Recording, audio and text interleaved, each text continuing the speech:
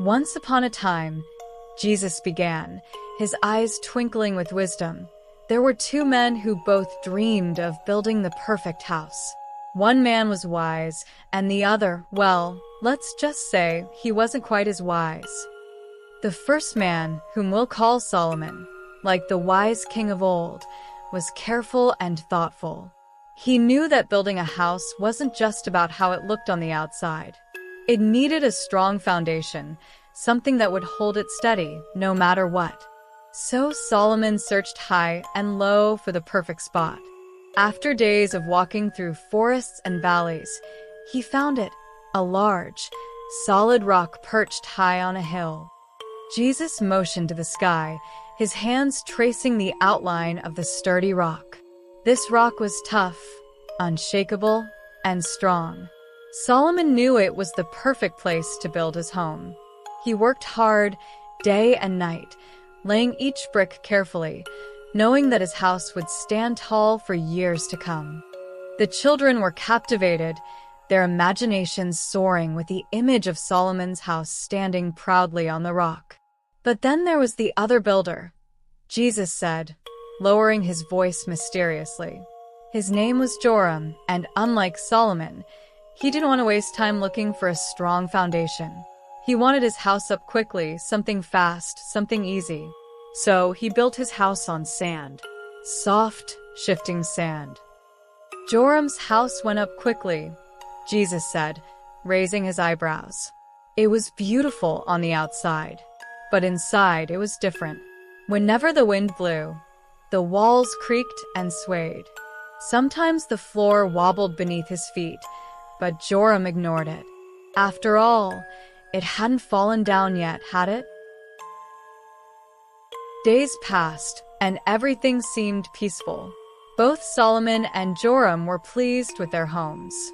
Solomon often sat on his porch, watching the sunset from his sturdy house on the rock, while Joram admired the shimmer of his windows reflecting the sky. But one day, dark clouds began to gather. The wind, once soft and gentle, now howled with fury. The sky turned gray, and the first drops of rain began to fall. 1, 2, then thousands of them. Lightning crackled, and thunder boomed, shaking the very ground beneath their feet. The storm was unlike anything the village had ever seen. Trees bent in the fierce wind, and the river swelled until it overflowed. The rain poured down in torrents, and the wind beat against the houses like a wild, untamed beast. Both houses faced the storm, Jesus said, his voice growing intense. But only one of them would survive. Solomon, safe inside his home, watched as the rain pelted his windows and the wind battered the walls. But the house stood firm. The rock beneath it didn't move, didn't shake, didn't tremble.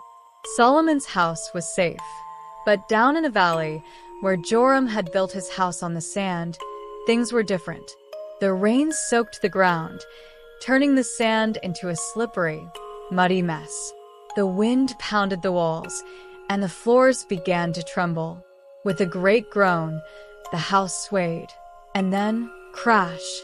The walls caved in, and the house collapsed into the swirling mud and water. Joram scrambled out just in time, standing in the rain, watching in horror as everything he had worked for disappeared before his eyes. The crowd was silent, the suspense thick in the air. The children held their breath, their eyes wide as they imagined Joram's house sinking into the ground. Jesus smiled kindly at the crowd and said, "Anyone who hears my words and does them is like the wise man who built his house on the rock.